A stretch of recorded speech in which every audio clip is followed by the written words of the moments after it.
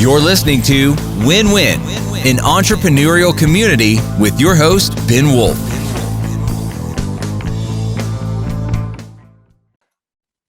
And welcome to the Win-Win podcast. This is Ben Wolf, as always, your host, and we're going to learn from our guest today how to build a tech company if you don't know how to code. So looking forward to that conversation. Very, very interesting, because sometimes you have a concept, but you don't know how to code. So we're going to learn that from our guest today. Ask everybody to just pause for a second, leave a review. We want to get the content that we're sharing out here to more people. You will make it accessible to more people through the algorithms of all the various platforms by leaving a review, commenting, liking, sharing, following, whatever it is that you're allowed to do on the platform on which you are listening to or watching this. So please ask you to do that. And with that, I want to get introducing our guest today, who is the CEO and co-founder of GreenPal, which describes itself as the Uber of lawn care. You can find out more about them at yourgreenpal.com. That's yourgreenpal.com. And with that, I give you Bryan Clayton. Welcome, Bryan. Ben, thanks for having me on your show. It's great to be here.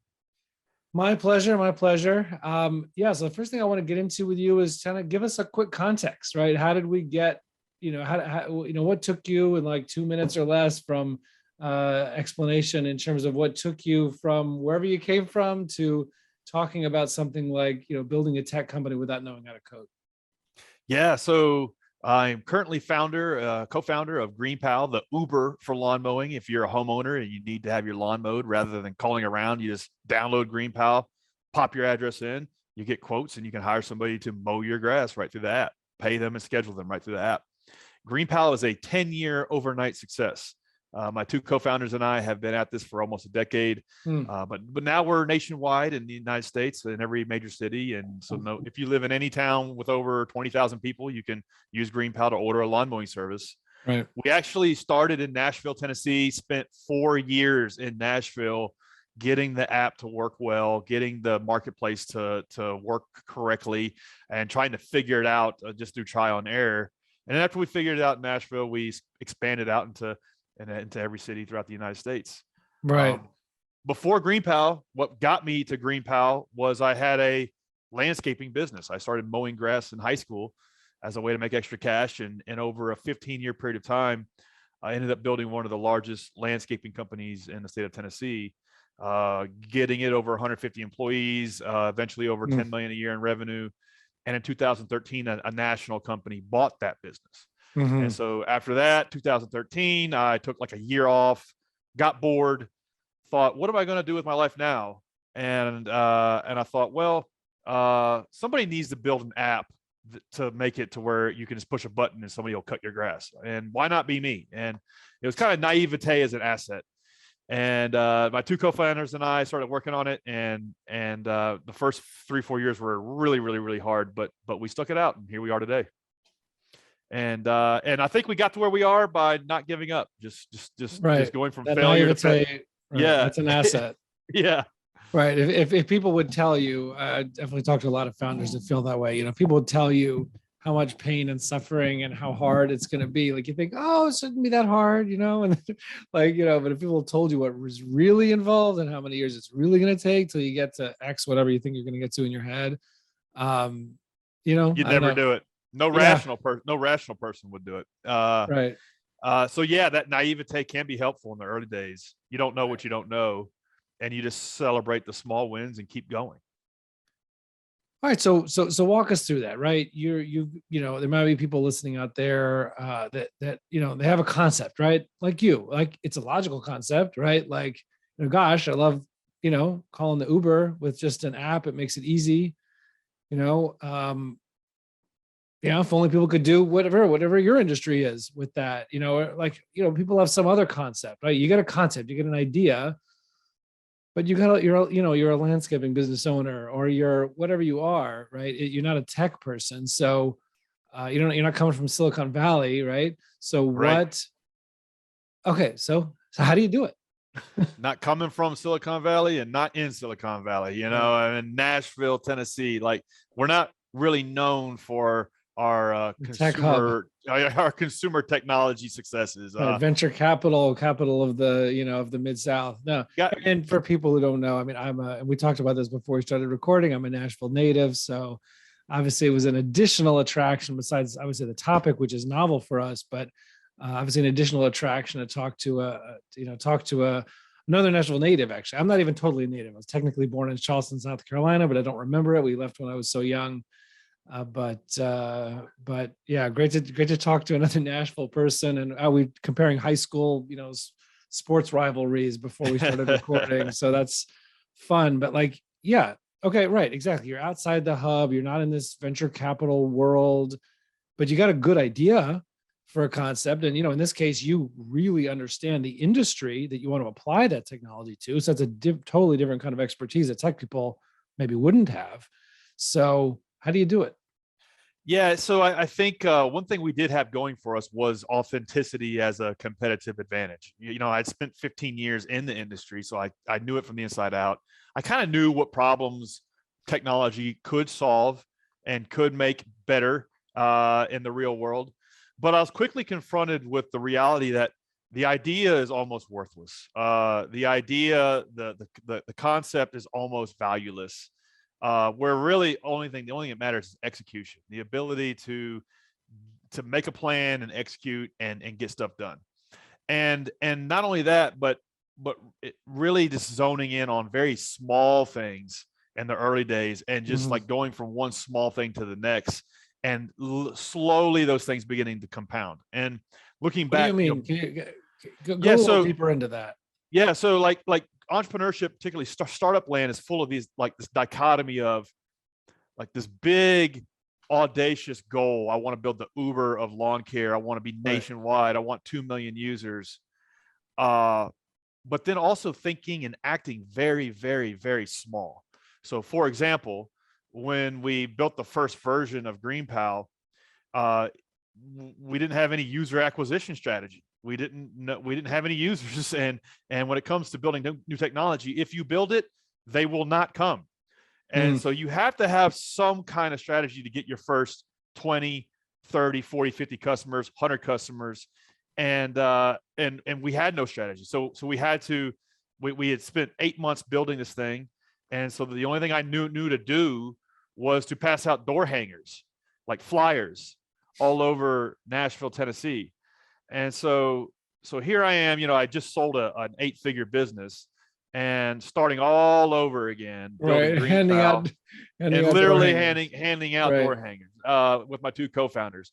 Got bit by a dog 2 times, and I quickly understood like this is not a scalable user acquisition strategy. I knew that, but is what we had to do at that stage of the game to get 100 customers.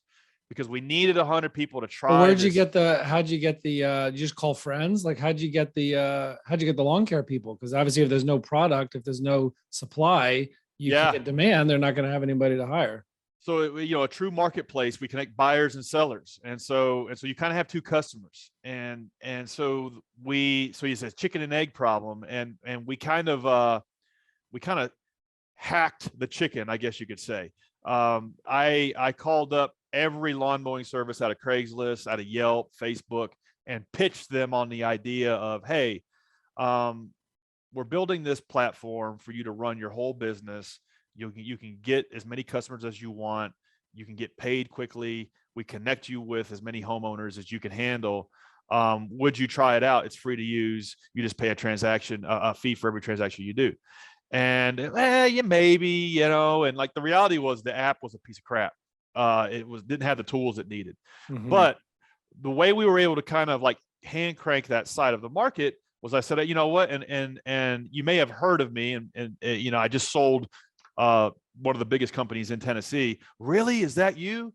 Yeah. And now I'm building this thing, and I will give you free coaching for as long as you use my app to run your business. And so I did that. And like I personally knew the first 500 service providers that used the app. They all had my cell number, and I would offer them free coaching.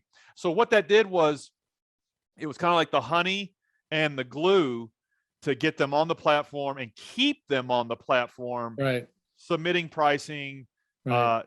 Showing up, So doing your a good customers job. had a reliable supply that wasn't going to disappear, and it was enough Exactly. supply and enough choice that they would feel Exactly. like there was supply and choice. Like liquidity in the one market we were operating in. So then we could focus all of our intensity on the consumer experience, because I knew we had to nail that. If we couldn't attract consumers onto the platform and delight them and let them get this service done in a much easier way, then nothing else mattered. And so we spent like 2 years nailing the consumer experience, figuring out how to make it seamless for them to onboard and That's what you mean use by the that. little things, right? It's just like honing Right. every detail, honing Yep. in on. Over a long period of time to begin to compound. And the little things, like taking a lawn care services call on a Sunday when he has a question about something that's totally unrelated to what you're doing, but if you develop that relationship with that service provider, that's what you need at that stage of the game. Right. And so it's like these little things that nobody talks about. They're not fun. They're not sexy. Right. Like every movie you've ever seen about entrepreneurship, the part where they actually build the business is set to like a musical montage. Like, Right. They'll just cue the app building montage. Cue the doorknob hanger montage. Right. Nobody wants to watch that part of the movie. And so that's the part that gets skipped over a lot, and that's the part I think that new founders are naive about. I certainly was. And that's just what it takes. And like looking back at like 10 years in this business, 15 years in the last business, one thing that kind of makes sense to me is like, it's almost like a video game, kind of like there's 10 levels and you just work one level at a time. And I think the problem is a lot of new founders start the video game and they're the first thing they're worried about is Bowser. And it's like, you don't have Bowser problems. You need to get your first 20 customers. Right. That might be level 1. Throw up the flag to get them at level 2. Right. And well, what about the element of not knowing how to code? Right. What about the element of tech company, no technical knowledge or whatever. So how do you handle that, or how do people handle that? It today now, 10 years later, there are some low code, no code platforms you can use, and that can kind of help you get maybe a prototype out the door. Right. But back then there wasn't this kind of thing. And I don't want to like espouse that those things are a silver bullet and can enable you to start a tech business without knowing how to code. I think you kind of have to learn how to code. For us, we paid a dev shop in Nashville to build what we thought GreenPal should be. Took them 9 months. It was like 150 grand. Launched it, and it was a total flop, total failure. Like they didn't have the features it needed. It was clunky, buggy. The user interface sucked. It was hard to use. It was confusing. It didn't fulfill the vision of push a button, somebody shows up to mow your yard. And we were confronted with the reality of like, holy crap, this is a lot harder than we thought it was going to be. There's like a million things we need to fix with this, a million iterations, and we have to be able to do it ourselves. Like there's just no way around it. We have to learn how to do this. And so I started going to YouTube University, taking online classes, became the world's most terrible front-end engineer. And my co-founder went to a software boot camp called Nashville Software School. Put 12 grand on his personal credit card for tuition. So went 12 grand in the hole on top of the 150 we already spent, right? To learn back-end programming. And over an 8-month period of time, he rebuilt the entire platform over 8 months while learning. Wow. And then I'm hacking together the interfaces, the front end. Right. And while I'm learning, now granted, what he did, what he was working on was an order of magnitude harder than what I was working on. But at the same time, I'm working on other stuff like what's our SEO strategy, what's the design of the product look like. And you're coaching all these, and I'm coaching. It was 7 days a week, 100 hours a week. Yeah. So it was very, very, very challenging, but we were able to learn the 80-20 of software development and get it good enough to where we rebuilt the whole thing. And then like the platform we're iterating on today is the same. If you were doing this again, would you have completely skipped that part with the outside company? for us, it was our I mean, ticket. people want to, I'm saying this for everyone else's benefit, right? Like, should they, Yeah, what's the if better thing for people learning from your experience to do? Should they just like, that's a waste of time. Nobody outside is going to be able to do it. Is it that you picked the wrong provider, or is it you just need to figure it out yourself? And like, that's what you need to do. Like, definitely understand that you're not going to build a new technology and bring a new product to the market by outsourcing it.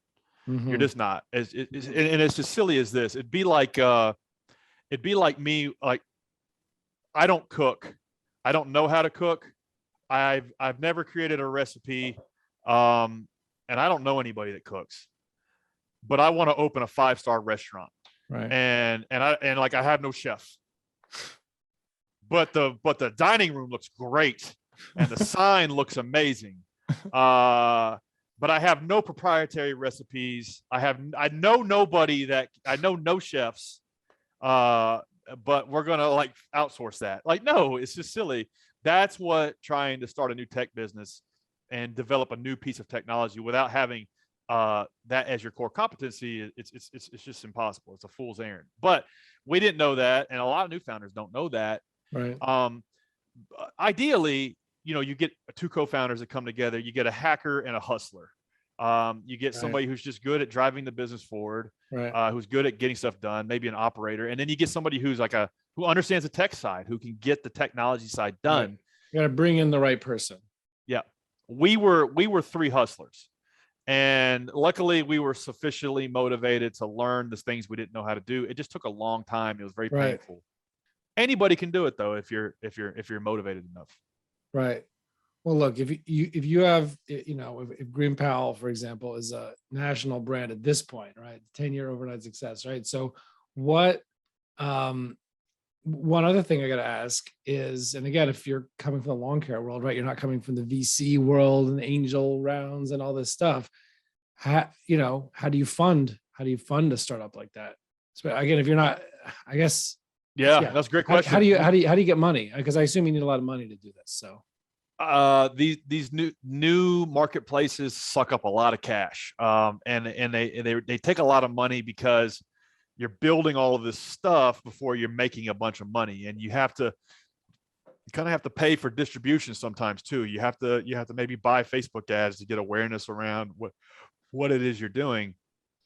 And we didn't raise any outside capital for a couple of reasons. One, we're in Nashville, Tennessee, so it wasn't like there was maybe 1 or 2 VCs we could even pitch. And so it wasn't like we could fall into the Silicon Valley echo chamber and just go down that path that most tech startups go down. So we were kind of spared that, because for me, my philosophy is that revenue is the best form of financing. I think it kind of keeps you course corrected. We made $1,000 last month. Let's figure out a way to put that $1,000 to work is a great way to start a business versus no, I'm not going to work on the product. I'm not going to work on talking to customers. I'm going to create a great pitch deck, and I'm going to spend 6 months pitching to try to raise $300,000.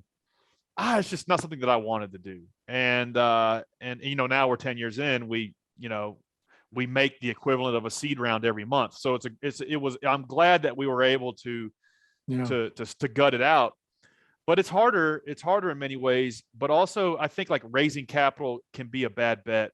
A lot of times it forces a binary outcome. Either you get rich or die trying. And for me, like, I had one good idea. This is my one good idea I've had in 10 years. I didn't want to crash and burn. I didn't want to put rocket fuel in a Toyota Camry. Like, I wanted to go slow, build it on its own revenues, and build it sustainably, and however long it took is however long it took. And that worked for us. And the thing is like in 2013, 14, 15, 16, a bunch of money got flooded into the market for Uber for X ideas. Uber for valet parking, Uber for laundry service, Uber for car washing, you name it. Right. And 95% of those businesses went to zero. And so that could have very easily been us. Luckily, we're here now. We have an 8-figure business that's profitable and growing. So it was the right call for us. But it's not necessarily like the silver bullet for every founder. Like sometimes raising capital is the right move. Sometimes bootstrapping is the right move. You kind of have to figure out which is the best journey for you and place your bets accordingly. Right. What is like your biggest mistake or biggest mistakes? And I'm asking not just, a tell all, right? Like, so people can see this and people can learn from it, right? So what are some of like your biggest mistakes? Yeah. It's hard to even like pick the biggest, but Pick a couple of top contenders. So entrepreneurship is going from failure to failure without a loss of enthusiasm. So mistakes are made along the way on a consistent basis, and you're just trying to learn from those to course correct and get better and smarter and figure out what's working and what's not. But one like theme of mistakes that I've made a lot in 20 years of business is this weird dichotomy of delegating too soon and then delegating too late. Mm-hmm. And so what I mean by that, so it's like a lot of people say, oh, you gotta build systems and processes and delegate quickly, delegate, because that's your force multiplier. And that's true. But a lot of entrepreneurs and founders delegate too quickly, and they delegate before they have the first clue as to what the hell's going on, and then it doesn't work. And so they don't understand. They don't first understand what they're delegating. That's right. Is that kind of like the principle behind this idea? That's right. So for us, a great example, we delegated too quickly in terms of we had the idea for Green Pal. We paid a dev shop to $150,000 in 9 months, delegated everything, and it was a total failure. Without understanding what you're delegating. Without understanding product design, understanding what the customer wanted, understanding what the user experience needed to be, understanding how to build it, understanding how to market it. Like we didn't know how to do any of that stuff. So we thought we could just delegate our way out of it. And as it turns out, no, we needed to know how to do all that stuff. And then, so we had all the scars from that, and then we like held on to it for too long. Right, too long. Right. But like my co-founders and I did everything for the next 4 years. We didn't hire our first contractor or employee to help us with anything for like 3 or 4 years. So then we delegated too late. Right. So ideally, you stand this stuff up, you learn the 80-20 of whatever the hell it is, and then you build out a team. I like the name of your podcast, Win-Win, because one of my favorite books is 7 Habits of Highly Effective People by Stephen Covey, and he's got a whole chapter on win-win. He also has a whole chapter on delegation, and so he talks about there's delegation by stewardship, and then there's also delegation by abjucation. And so most people delegate too quickly, and they delegate by abjucation, which is like, I don't know how to do this, you handle it. Right. What you really want to do is like, here's what we're doing, here's how we do it, here's when I expect it back, here's the process, here's how we grade quality, here's how long we think it should take, here's how much it should cost, and here's how we want you to do it. You now please execute. Like that's delegation from stewardship, because you understand how it works, and you're delegating it in a stewardship fashion. That's how you want to delegate. Whereas I have made the mistake of delegation from abjucation. I don't know how this works. You just handle it. That usually doesn't work. That is super interesting. And I like the trigger. I think that's a good trigger of what you said. If someone's trying to think like, hey, when is it too soon to delegate? When am I doing it by abdication? And you gave the example that it's, that if it's before you've really got the 80-20 of whatever it is that you're delegating, like you need to get most of the understanding, not every single detail down to the nth degree, but but the basics, the 80% of whatever it is you have a grasp on before you delegate it is a trigger, I guess, in terms of knowing how not to do it too early. What's a trigger that you would say for like, hey, I've held on too long, or it's too late? Not too late, obviously, but it's just, we should have done it earlier. When you can come into work and, a lot of times it's you're in the business and you're on the business. So you're actually executing this stuff. But you're running the business, but you also feel like you're working a job in the sense that you're executing things on a daily basis that you have mastery of. Right. And it's like whether you're writing blog post content or you're writing code or you're doing customer support or whatever. Right. It's It's gotten almost easy. It's gotten easy and repetitive. it's Some almost starting to like get you're easy, starting to get repetitive. yep, Time yep, to be delegating. yep. Now here's the thing. It's a lot easier to just to do the stuff than Right. it is to set up the process and the Right. system and the standard operating procedure for somebody else to do it. So that's a sticking point for a lot of founders, is because it's just flat out easier to just do it in the short run than to set up a process for somebody else to do it, Right. do it consistently, and actually ideally get better at it as time goes on. That's a lot more challenging. It's a lot more challenging to build a system that moves rocks than just move the rock yourself. So that's the trap that a lot of founders fall in. They don't delegate. They wait too long to delegate because it's hard work to set up a system that can do that. Yeah, 100%. I'm part of this thing, strategic coach with Dan Sullivan, and he talks about one of the important ways to spend time on the days when you're working internally on the business as opposed to client acquisition or things like that, things that are external facing, and or client service. And it talks about, one of the activities on your buffer days being to package up messes. Yeah, Just packaging up the messes. So you got this. I like that.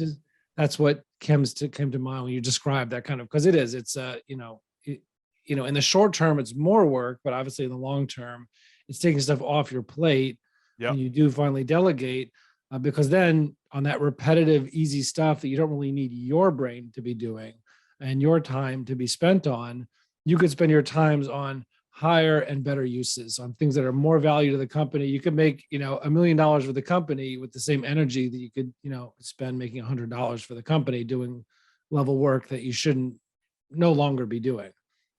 That's right. And a lot of times in business, we're dominated by the things that are urgent, but not important. And we got to get out of that paradigm into the things that are important, but not urgent. Right. So those are the right. And delegation is the key to being able to do that. That's right. Right. Packaging up those messes is one of the things that is important, but isn't urgent. Right. So whether you're just dealing with the mess yourself. Right. So yeah, and I've been stuck there. And so you got to you have to really audit your time. Tactically, a thing that I like to do whenever I'm trying to figure out like a standard operating procedure or a way to delegate, there's a tool called loom.com. It's like the best screen recording software out there. And I'll wear a headset like this one, and I'll just talk out loud as I'm working on something on my machine. And it's like, this is how I do this. This is how I want it to look. Here's a competitor's version. This is what we expect. And literally, you just do that for 30 minutes. You can hand that off to somebody, and then they can follow along what it is you're doing. Right. You can pause it, watch it a few times. Yeah. What a time. You don't have to manually explain the whole thing or write it all down. Right. Or maybe you give it to them, say, hey, watch this 4 times, and then you send me back a spec doc, and I'll tweak the spec doc. What a time to be alive. Like that didn't exist 10 years ago, 20 years ago. Like you had to bean count the stuff. Like, so it's a lot easier today than it's ever been. More approachable. No, that's it is a great tool. I even sort of delegate the delegation. I mean, I have one team member. We had a new person starting recently at my company, Fractional Leadership. And we just said like, okay, she wrote down, she's doing it. We had process already, but she wrote down the process. I just told her, add videos. You make videos showing how you do this, how do you do that, how do you do the other thing. And so she made the Loom videos. I didn't even have to make them. Awesome. Because I did it in the initial training, but but then she created those videos, or Loom or Zoom or whatever she used. But that's a great tool. Well, listen, one last question is, thinking about, we go back 15 years ago when you had this concept, 2012 or whenever you made this sale and you had this idea, right? What's 1 or 2 things that that you would tell your younger self? Yeah, this is something I didn't really understand at the time. There's a big difference between running a business and inventing a product. And a lot of those times, those things get conflated. You think business, you think entrepreneur, new product, existing type of company, it all kind of gets thrown in the same bucket. And really, they're two different journeys. So my first business, 15 years, landscaping construction company, 150 employees, 90 trucks going out every day. I had 3 mechanics working for me, fixing lawnmowers and stuff. It's very much a blue collar business that I ran, and I sold that. And here I am thinking I know everything. But then you learned how to run a business. Yeah, you knew how to run a business. I knew how to run a business, knew how to scale a business, knew how to create systems and all that. And after I sold it, and then selling the business was really, really challenging too. So after I got through all that, I thought I knew pretty much everything there was to know about business. But then I started another business where I was inventing something brand new from scratch that did not exist. Nobody had ever used an app to order a lawn mowing service without even speaking to them and paying for it right through the app. That's a lot more challenging than running a known business model. And so I wish I could have gone back in time and made myself understand the differences between the two. It would have saved me a lot of beating my head against the wall. The other thing is it's not who you know. It's what you've built. Somebody gave me some bad advice when I started GreenPal. They were like, you need to network. Right. It's not what you know, it's who you know. That's what people say. Right. It's not what you know, it's who you know. So you need a network. So I literally wasted 8 months hitting up everybody on LinkedIn and trying to do coffees and lunches with other people in the tech scene. And that was a waste of time. It was a waste of their time. It was a waste of my time. I should have just put my head down, started working on building something rather than trying to network.